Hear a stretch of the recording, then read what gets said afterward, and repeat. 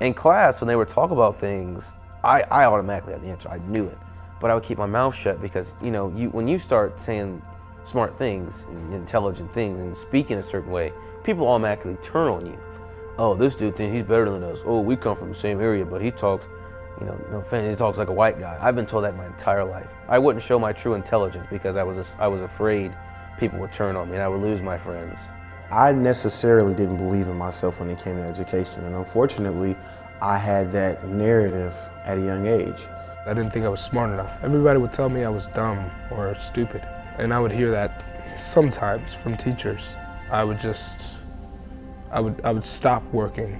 Most African Americans don't really care to raise their hands and answer questions or to even ask a question because they don't want to be that standout student. The hardest thing for me in school was my behavior. A lot of people can't tell about me, but I've actually been to over 20 schools because of behavior. So now I am 2 days away from becoming an advanced firefighter, and I'll be eligible for full-time employment.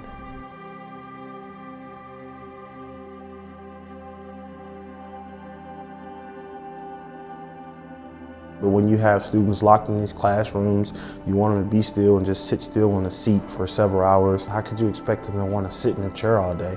Because I remember in high school, I read books that I was like, this seems kind of like a girl's book.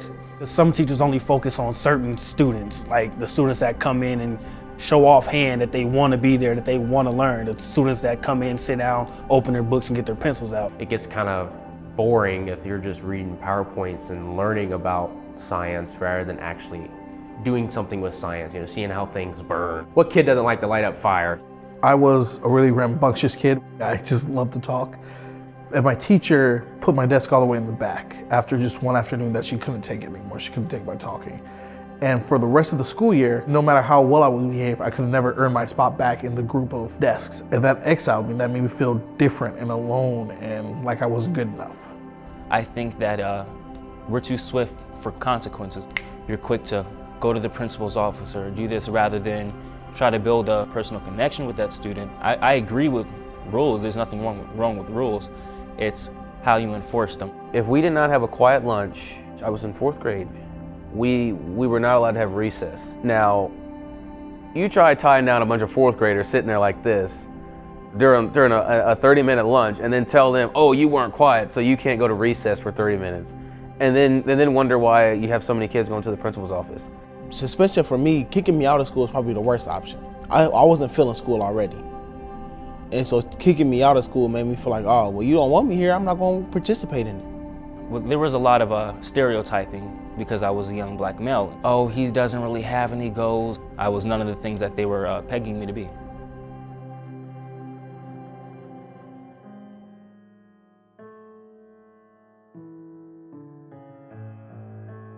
I wasn't a great student in grade school. I had a few teachers who just would not give up on me no matter what. No matter how many times I gave up on myself, they would not give up on me. I would think in my head like, okay, this is it. They're done with me. You know, they just never gave up. You can like always call out the positive thing that you did first before you call out the negative. So you know that you did something right. When I got an award for public speaking and reading, there was an assembly for who was the best reader, and I read over 100 books during one summer, and I got an award from the whole entire 5th, 6th, and 7th grade classes, and I was truly the happiest. I think teachers play a critical part when they call on you or they want you to participate even when you don't participate, which happened to me, but they kind of drew it out of me. Every child should have someone that they can come to. Her lessons were put together. I could tell that she really, put the time and the effort to put things together.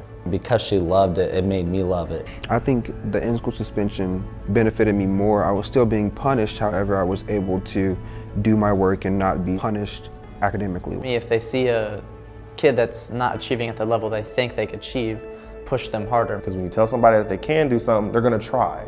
There would be teachers around that would just be like, Michael, I need you to come over here, sit down with me and just talk. And I would be like, you know what, all right.